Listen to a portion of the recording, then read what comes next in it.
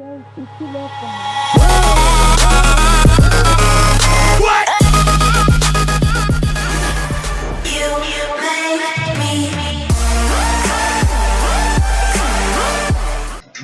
is going on, ladies and gentlemen, and welcome to Kyle the Pug's Sports Review Show, episode number 33, where we talk about the hottest sports topics that are going around in the sports world on this YouTube channel. So again, welcome to Kyle the Pug's Sports Review Show, episode number 33.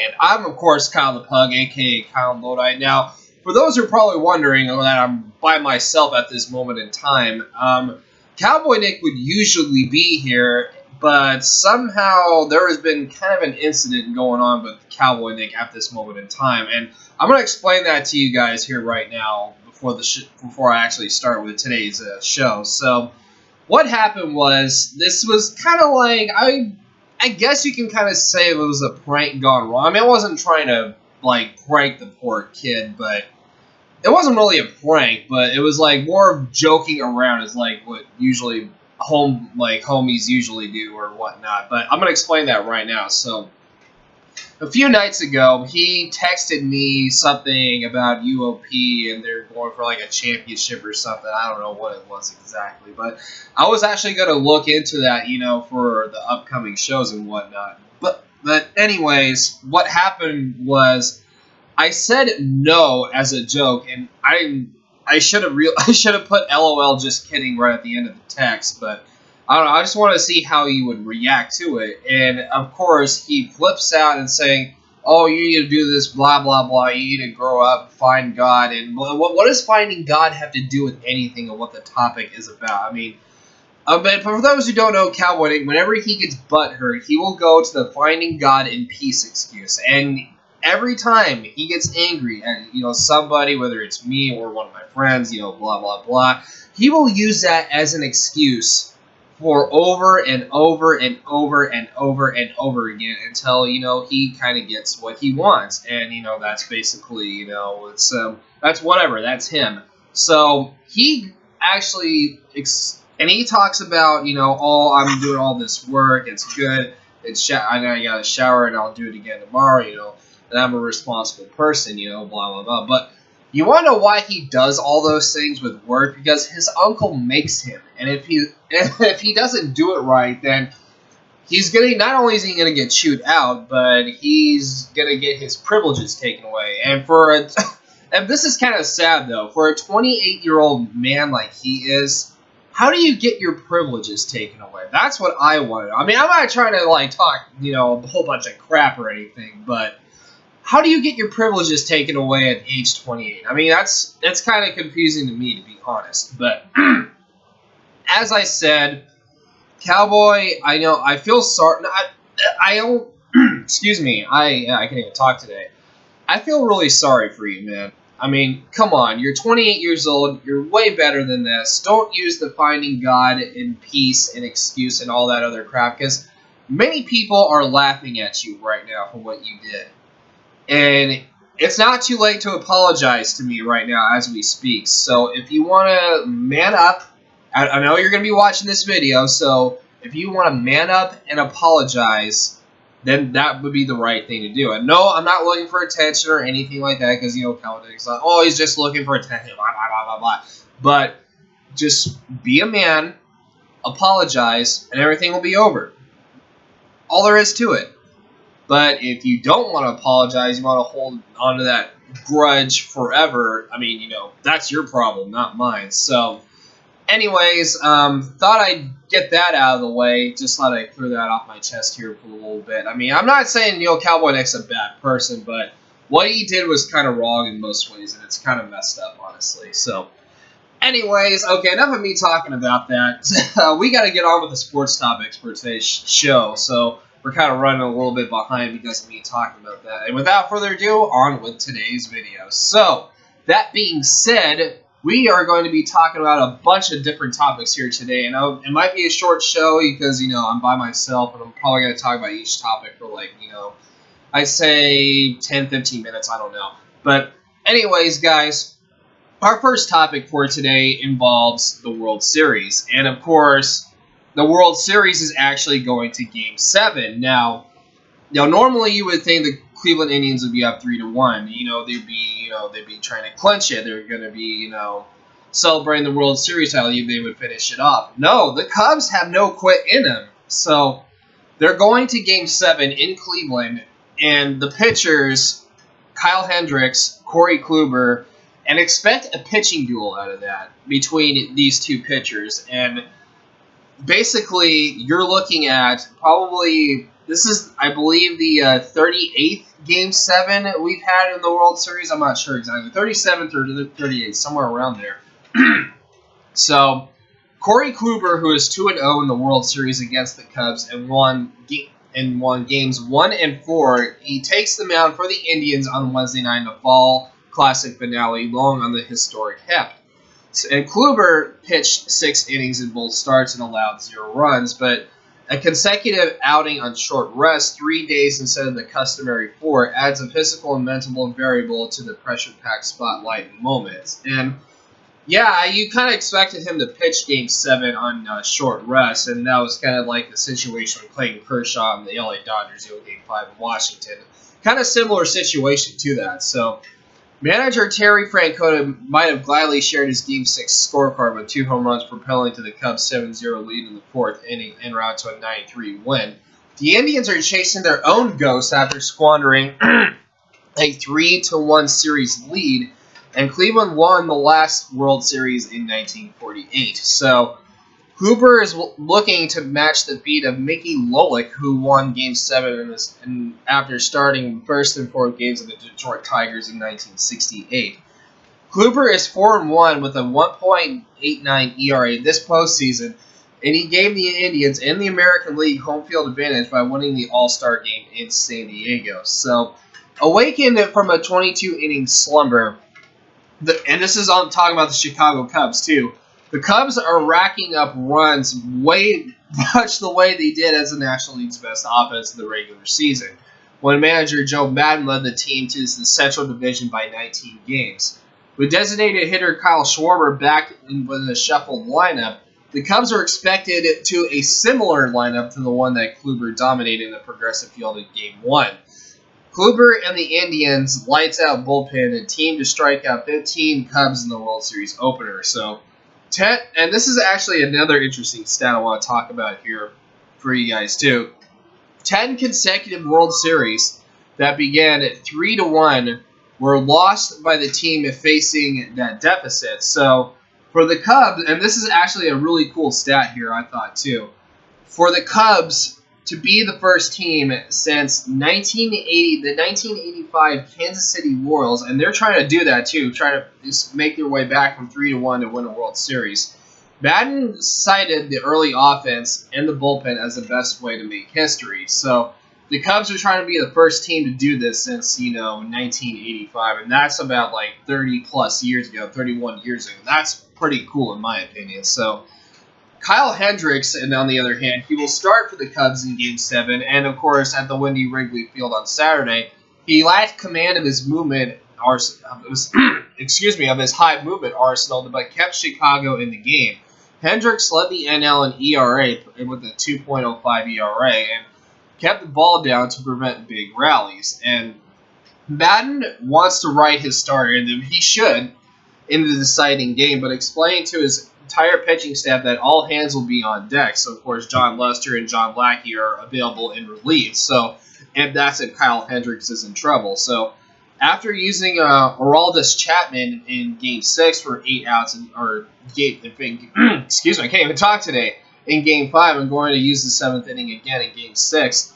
Maddon might need to be creative to finish the 7th game. So, well, with Hendricks on the hill, though, the Cubs will be fairly certain early in the game whether their starter has his A game. So, basically, this is what Kyle Hendricks said about this, and I quote, "I'm just going to embrace the opportunity like I had at the rest of this postseason, honestly. Approach it like it's any other game, simple thoughts, and the same old thing," unquote, which is actually kind of a good thing to say because you got to treat it like it's just a regular season game. No pressure. Just go out there, do your thing, play ball.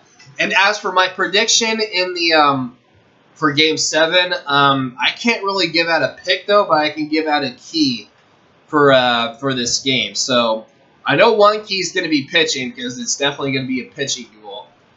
And the second key is whoever scores first wins the game. That's it. So whoever scores first in Game 7 will definitely, no questionably, will automatically is kind of an overstatement, but we'll just go with it, people. Anyways, that will be, it will be those keys to win the game for sure. And I say the score would be like 3-2, 3-1, somewhere around that ballpark. But it could be more. I could be wrong, but you never know. So, I've seen crazier stuff happen where you expect it to be a pitching duel, and all of a sudden the final score is like 10-7 or something, or 11-6. Blah blah blah. It's whatever. But anyways, guys, moving on here to our next topic of the show. We're going to talk about the recap of course, the NFL Week 8 season. Now, I'm going to talk about a bunch of games here. I'm going to give you guys my thoughts on it.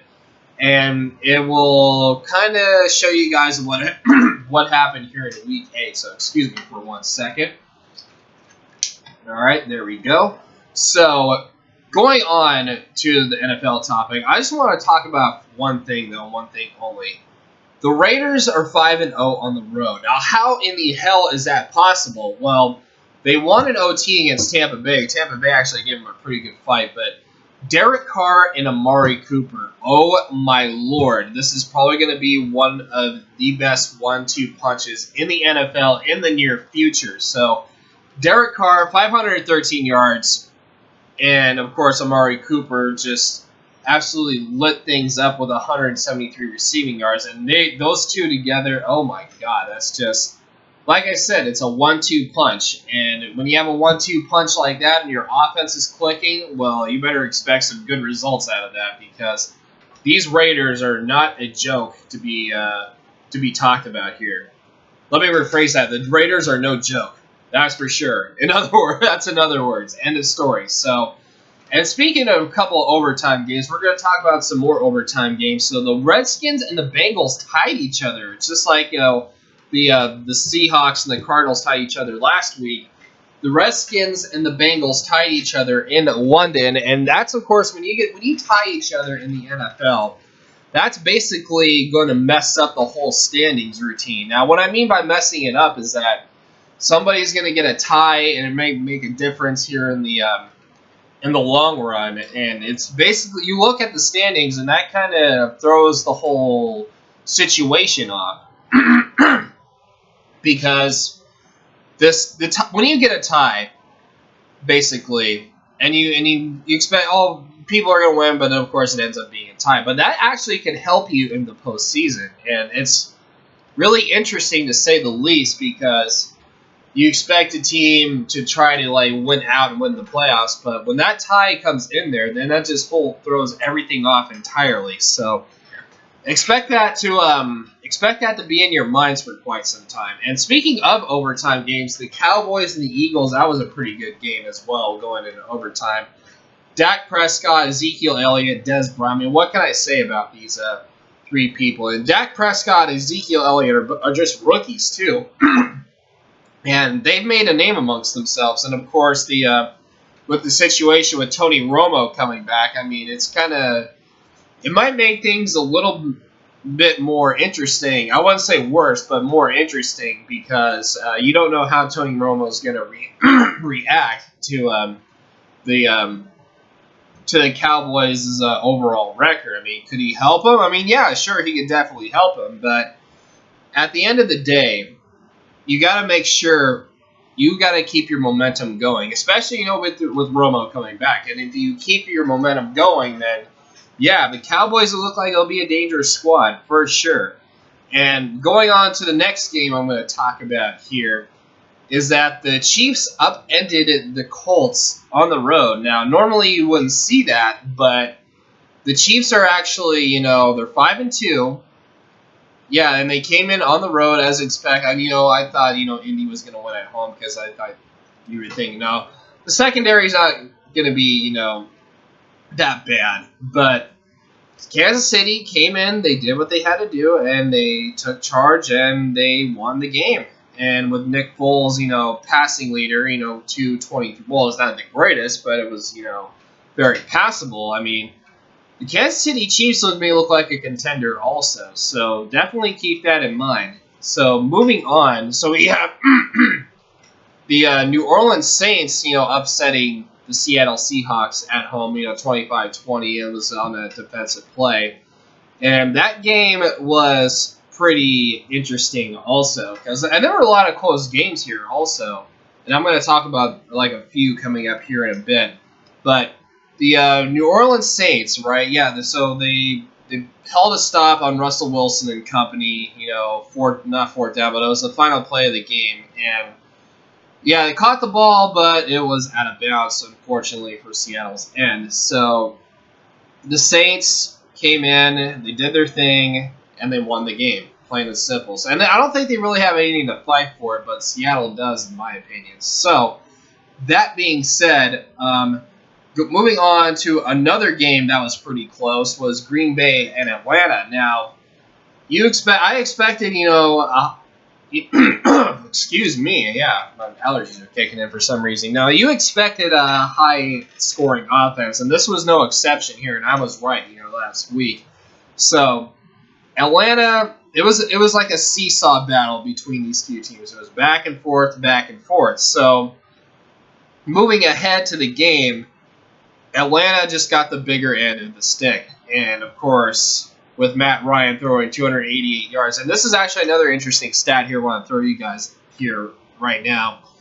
Aaron Rodgers was the rushing leader at 60 yards. Now, normally you would think of a quarterback, oh, he's just a pocket passer. I mean, what can he do, right? Well, Aaron Rodgers has had succeeding in running the ball, and he's actually a pretty good scrambler also. So, that being said, I mean, I can't think of anybody else on that squad who would actually run the ball himself. I mean, that's actually good, though. He ran the ball, though. Don't get me wrong. He had to try to lead his team to a victory. That's what a leader does. But I think with the rushing, I mean, Green Bay never really had a really decent running back since Ahmad Green back, in 2000, 2001. But that's besides the point.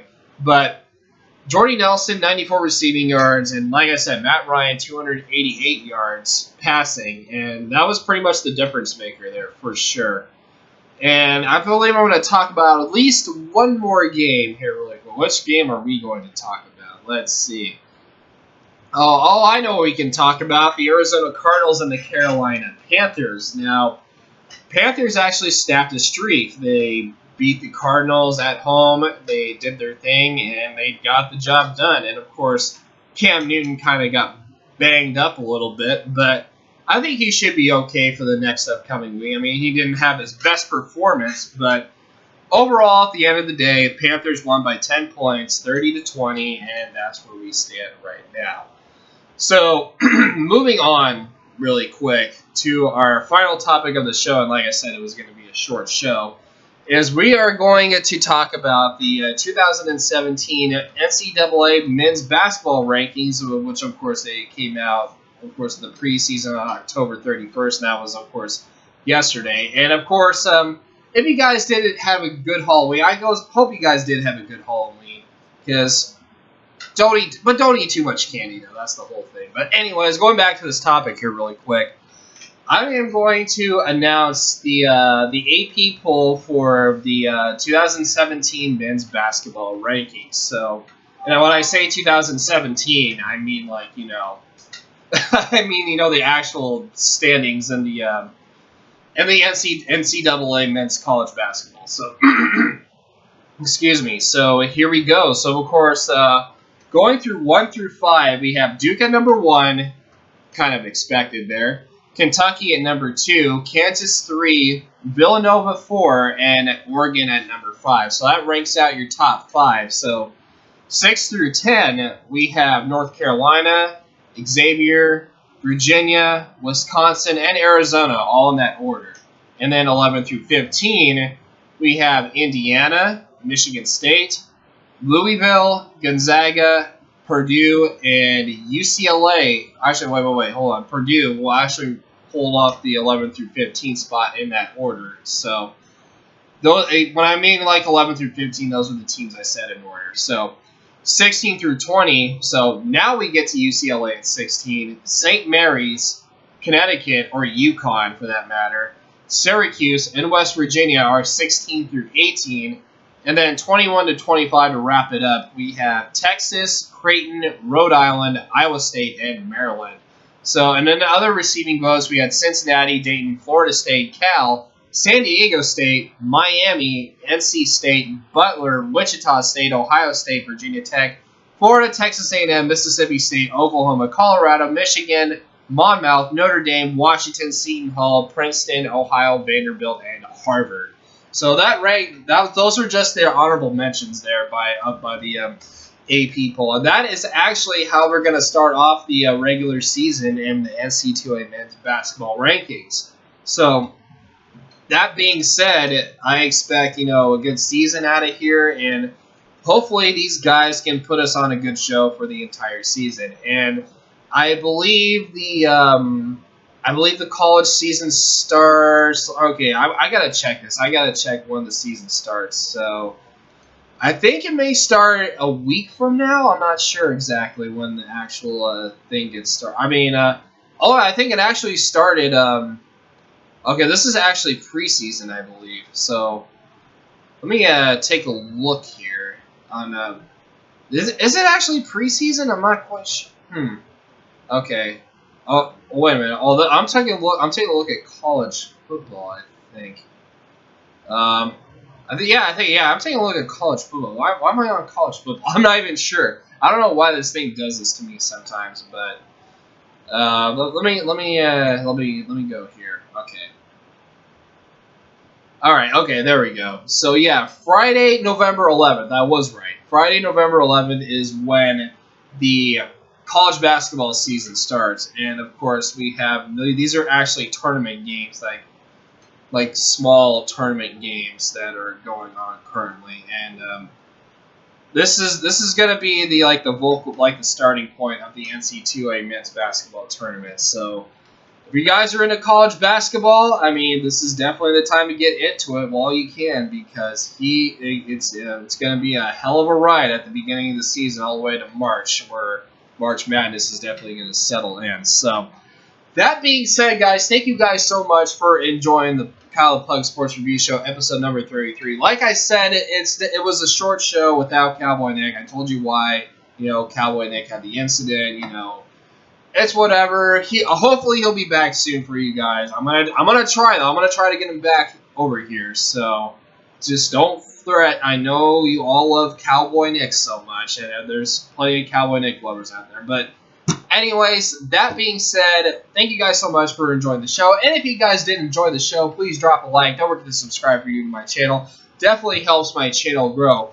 I'm Kyle the Pug. And oh, by the way, before I go off, there won't be a show Friday because, of course, I'm going to be picking up certain things. And I just want to announce right now that my giveaway for my contest for my giveaway has ended. So, and when I'm talking about my giveaway, I'm talking about my Infinite Warfare Season Pass giveaway, since I pre-ordered the deluxe edition for Infinite Warfare. So, and I really don't have any purpose of using it, honestly. So, if you got, like I said, I believe the contest ended today. I'm not sure. Maybe it ends tomorrow. I'm not sure. I gotta go back and look, but if you guys are interested, all you gotta do is hit the link in the description below. I mean, if it ended, it ended. If it hasn't, it hasn't. I don't know. I haven't really checked it yet. But that being said, definitely go check out my giveaway, because it's you don't have a lot of time left to enter, and there's this bunch of things you gotta do to enter my giveaway. So nothing too major, but. Anyways, guys, I'm Kyle the Pug, and I will see you guys next week on this video. Not Friday, but next week for the next Kyle the Pug Sports Review Show. That'll be episode number 34. So, that being said, I'm Kyle the Pug, and I will see you guys later. So, have a good day. As always, stay safe. Peace! You've been out all night, I don't know where you've been. You're slurring on your words, not making any sense, but I don't fucking care.